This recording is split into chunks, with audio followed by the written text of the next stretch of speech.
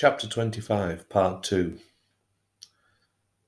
Mr. Simpson insisted at the start that I call him Kenny, as in his own words. Calling me Mr. Simpson makes me think of that fat yellow cartoon fella, and I'm not in the least bit yellow. He sat opposite me in front of his collection and invited me to start. I chatted for a few minutes about who I was and who I was looking for. I explained that the adventure had got me as far as 1979 and now I was a little bit stuck. Kenny said, "Don't you worry about that, son. I can take you into the 80s and beyond. The things I could tell you about that, blank, blank, blank, blank, blank, would fill another 10 scrapbooks." About Ernie? Yeah, Ernie, the Reaper Man, we used to call him. Why? I said. Well, we all had nicknames, and that was his. Once it stuck, it stuck. Grimshaw, Grim Reaper, simple as that. The Reaper Man. So you knew him, I asked. You met him? Course I knew him. Course I met him. Everyone knew him. And his dog. Golden Labrador it was. Tim. Happy little bleeder it was. A right soft bastard it was too. I hadn't given Kenny any information about Ernie or told him what others had said about him. But I didn't need to. He knew him all right. I asked, "So when did you first meet him?" Kenny told me. I played for Southwark Park Cricket Club for 6 years, from 1979 to 1985. It was a right shithole back then, but we made the best of it. We always had to do a scan of the fields for needles and dog shit. Can you imagine the stewards doing that at Lord's or the Oval? Ernie arrived on the scene shortly after me. Did he play in the same team, I asked. Play, said Kenny.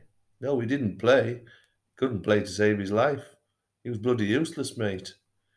No, he was the umpire. He once volunteered his services when he was walking Tim through the park. We needed an umpire and he said he was qualified. And that was that, really. He was with us every week after that, and we wouldn't have let him leave even if he'd wanted to. We paid him in beer and dog biscuits. He almost became part of the squad. We shouldn't say that about an impartial official, but he was. Tim as well. That dog was some character. He used to sit on the boundary during the game. He would sit there for hours while Ernie was at the crease, just getting pampered and stroked. Every week he would take up his position at the side and watch the game. He used to run on the field for a stroke and a cuddle every time we got one of their men out. It was almost as if he knew what was going on. The opposition didn't mind either. They all knew him too. They knew Ernie. Everyone knew Ernie. They didn't even mind that he was a little biased towards us either. You just couldn't get angry with that man, and if you did, it was always short-lived. He was the centre of attention at the cricket in more ways than one. He never looked for the limelight, it just seemed to have come to him. I asked him, "Were you aware that Ernie was suffering from depression at that time?" "We all were, mate," said Kenny. "The country was on its arse. None of us had any money, but we had each other. We were a great team." "Genuinely, though," I said, "he was going through an awful time." "Really?" Kenny said. "Well, he didn't show it. I suppose he was a little quiet at first. Most folk are. But he soon got into the swing of it. What a sense of humour he had as well. Razor sharp. And no one could beat him in a battle of wits. Even me. And I'm so fucking sharp I could cut myself. He could laugh at himself too. I remember one time, summer it was. Well, as you may or may not know, it was protocol to give the umpire your sweatshirts to look after if you're bowling. He was so engrossed in the game he forgot to hand me mine back.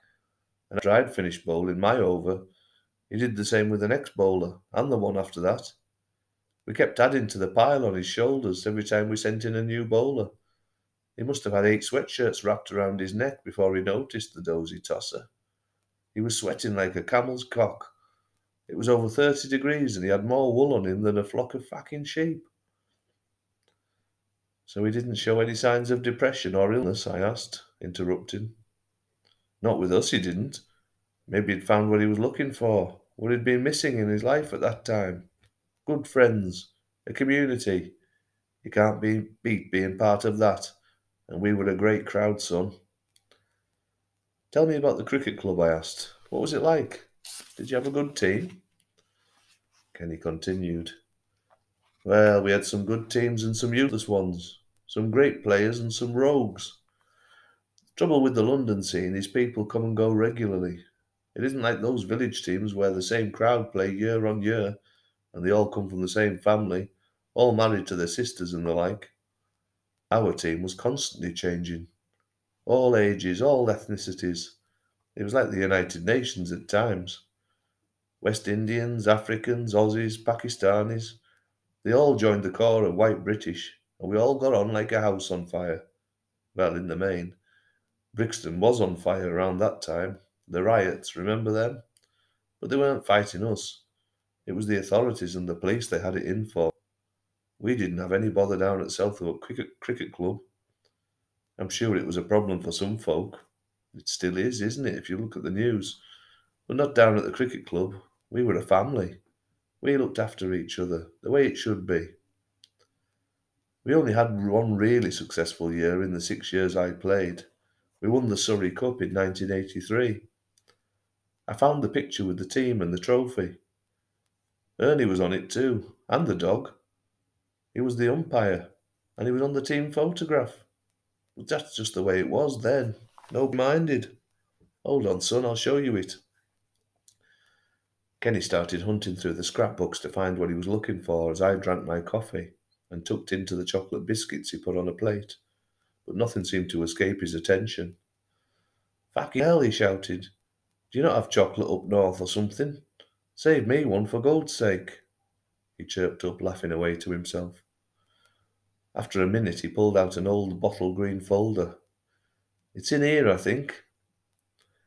He flicked through a few pages and then turned the book around and placed it in front of me. There they were, a big full-page photograph of the team, with Ernie and Tim. Underneath, at the bottom of the picture, was the caption, The Surrey Challenge Cup Winners 1982-83 season, and below that, a grin on his face. And below that, a list of names. Ernie stood on the far right of the picture, a big grin on his face. That was lovely to see. I just knew he was happy again. And Tim sat in front of him facing the camera. In the caption, it didn't say Ernie Grimshaw, merely the Reaper Man. I read some of the others. It was not a typical list of names, and I pointed this out to Kenny. That's because they're all nicknames, he told me. This was the picture that we used to hang in the pub. Everyone was known by their nicknames. We rarely used their real names. I don't think I knew a lot of folk by anything other than their nicknames. It's like that around here now. You were quickly given one when you joined, and it just stuck. Shortened, even. We used to call Ernie Reap for short. Let me have a look at them and see if I can remember their real names. Kenny walked around me to join me on the sofa, picking up a biscuit before sitting down. You had your eye on that one, didn't you, you little bastard? He chuckled. I did, actually. Then Kenny sat down and looked at the photo again. Right, let me see. Front row, left to right. Elvis. That was Tony Presley. Good bowler. Bald as an egg. Then there was Convict. Alan Cunningham. He was Australian. And then that's me. Mr. Ed, they called me. They said I had a long face like a horse. Cheeky bastards. Artie. Arthur. A. Painter. He had a lovely girlfriend. Everyone fancied her. She used to help make the sandwiches with his mother. He was crap, but we weren't going to tell him that. Big Ben. There, Benjamin Holiday. He got that nickname in the shower room. I don't need to tell you why. Ah, there's Moonface, Jimmy Brown. Just look at his boat race. It's like a fucking plate. And then there's Reap, Ernie. And on the front row, Limp, Bobby Farrell. He was gay. You probably can't call him that now, but he didn't mind. Great opening bat, him. Nothing limp about those wrists when he had the bat in his hand, I can tell you. Then there's the Bear, Vince Harrison, hairiest man I've ever seen. The soap was like a hamster after he'd finished with it in the shower. Great wicket-keeper. Ah, Snail, Tommy Bissett, he was French. The Stickman, Tommy Branch, he was a top player. Stinger, Old Brian Bainbridge, BB. Come to think of it, he was rubbish too, but his daughter used to come and help out with sandwiches too. You can see our motives, can't you? Our team selection wasn't built on talent and skill. He was the substitute more often than not, the stand-in. And the last one on the front row, Henry. Real name was Chris Wallace. He was the strangest member of the team.